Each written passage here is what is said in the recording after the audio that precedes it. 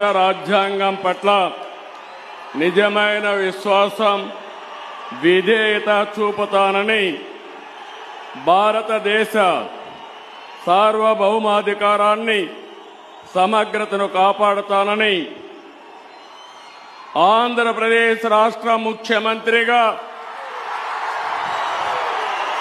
నా కర్తవ్యాలను శ్రద్ధతో అంతఃకరణ శుద్ధితో నిర్వహిస్తానని భయం గాని పక్షపాతం గాని రాగద్వేషాలు గాని లేకుండా రాజ్యాంగాన్ని